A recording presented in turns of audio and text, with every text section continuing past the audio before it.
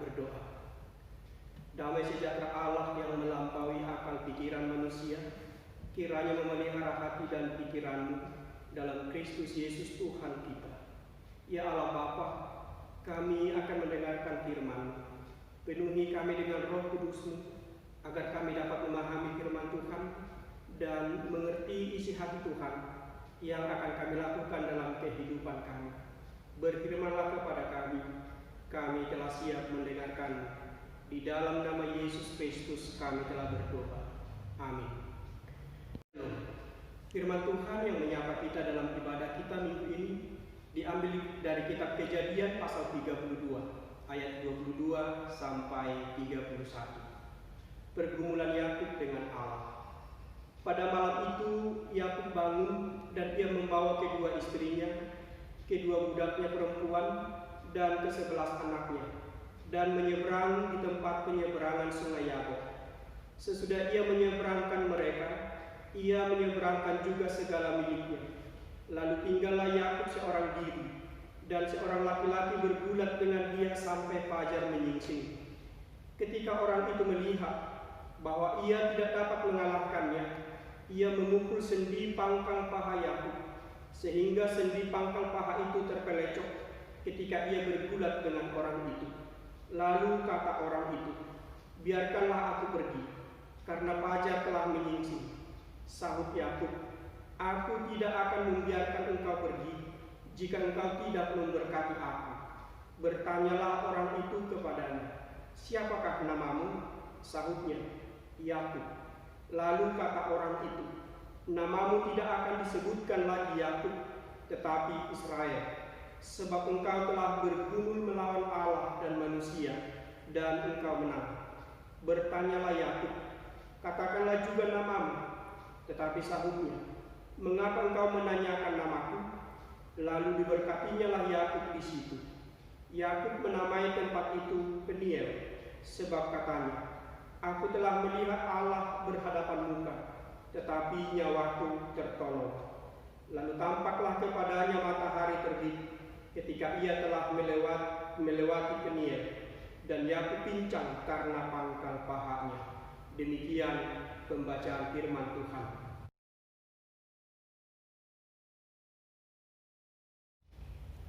Bapak Ibu saudara-saudara yang terkasih dalam Yesus Kristus, firman Tuhan yang telah kita dengar berbicara tentang Yakub yang meninggalkan rumah mertuanya Laban bersama dengan istri dan anak-anaknya. Yakub telah hidup puluhan tahun menghambakan diri di rumah Laban. Ketika ia melarikan diri dari rumah orang tuanya, ketika ia melakukan perbuatan yang menipu Esau saudaranya. Ia tinggal di rumah Laban sebagai gembala, menggembalakan kawanan domba, kambing domba dari Laban pamannya. Bapak Ibu yang terkasih dalam Yesus Kristus, Tuhan menyertai Yakub dan Tuhan memberkati Yakub walaupun ia tinggal di rumah Laban. Oleh karena itu, Laban sangat senang melihat Yakub karena kawanan domba yang ia gembalakan itu selalu bertambah banyak, berlipat kali ganda. Bapak Ibu yang terkasih dalam Yesus Kristus, Yakub mencintai Rahel, dan untuk mendapatkan Rahel, ia harus menggembalakan kawanan domba milik Laban selama 7 tahun. Tetapi Laban berlaku curang.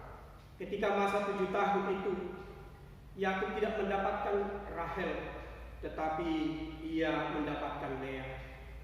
Untuk mendapatkan Rahel, dia harus menjadi gembala lagi bagi Laban selama 7 tahun lagi.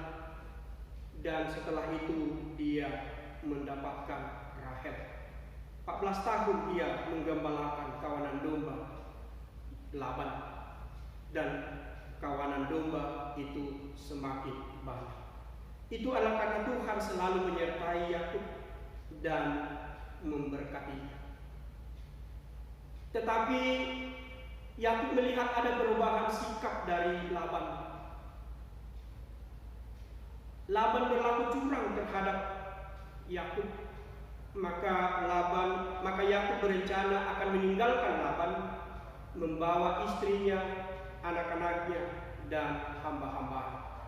Bisa kita baca dalam Kejadian 31 ayat 5 sampai 7. Lalu ia berkata kepada mereka, "Telah kulihat dari muka ayahmu bahwa ia tidak lagi seperti yang sudah-sudah kepadaku, tetapi Allah ayahku menyertai aku.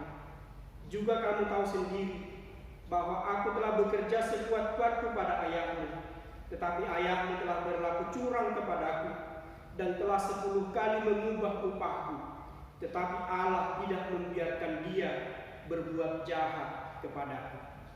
Yakub tahu apa yang diperbuat oleh Laban kepadanya. Yakub tahu bahwa Laban telah berlaku curang kepadanya, tetapi Yakub tahu bahwa Allah selalu menyertainya, Allah memberkatinya. Maka Yakub mendengarkan suara Tuhan yang menyuruhnya untuk pulang.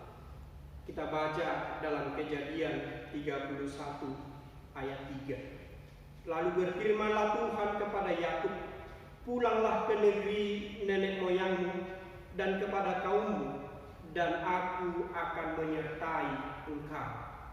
Allah menghendaki Yakub pulang ke tanah perjanjian, ke negeri nenek moyangnya, yang ia janjikan akan Tuhan serahkan menjadi milik pusaka mereka, yaitu tanah Kanaan.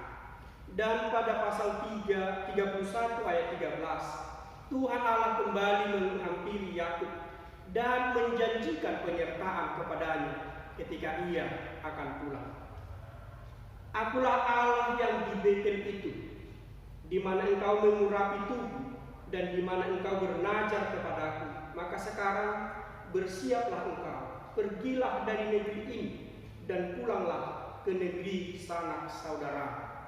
Allah kembali mengingatkan Yakub agar ia meninggalkan Laban, agar ia meninggalkan tanah Laban, pergi ke negeri asalnya, tanah perjanjian, tanah yang Tuhan janjikan menjadi milik pusaka mereka, tanah yang penuh dengan susu dan madu.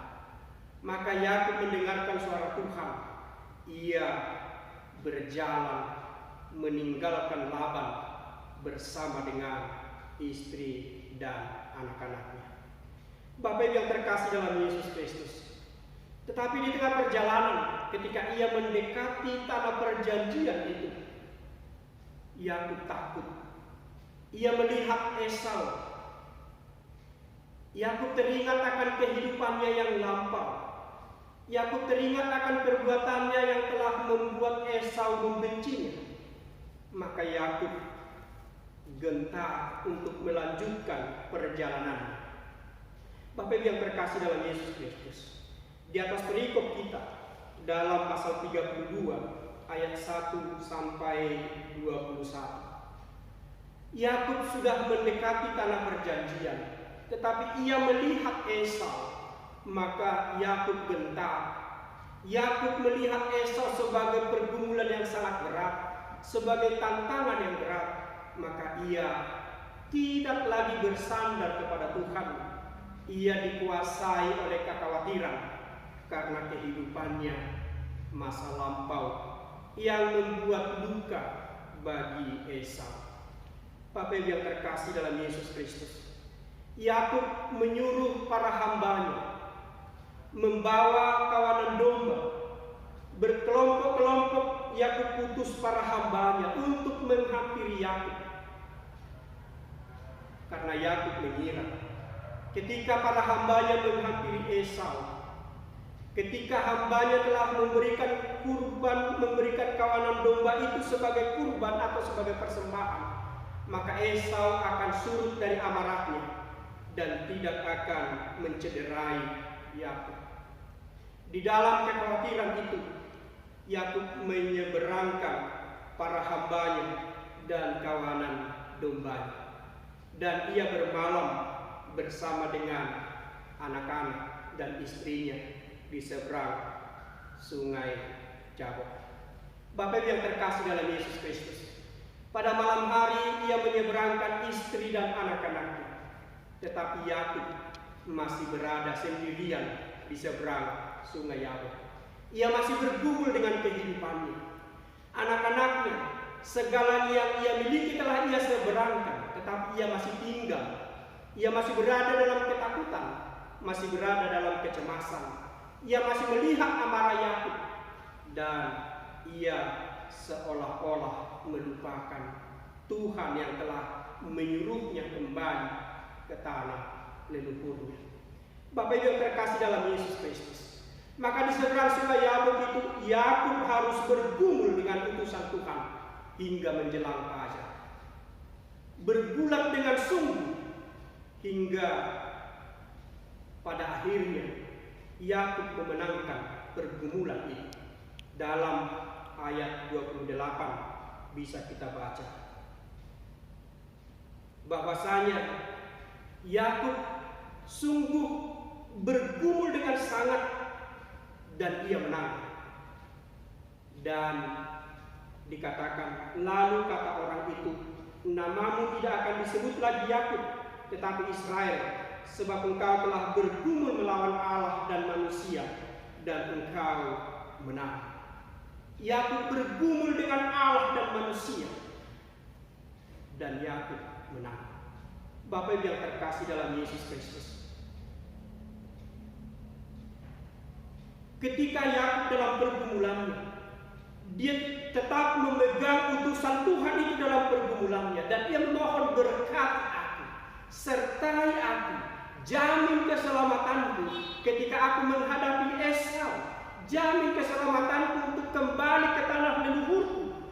Maka malaikat itu, utusan Tuhan Allah itu, memberkati Yakub dengan mengatakan, engkau tidak lagi bernama Yakub, engkau tidak lagi disebut Yakub, tetapi Israel, karena engkau bergumul dengan Allah dan manusia, dan engkau menang.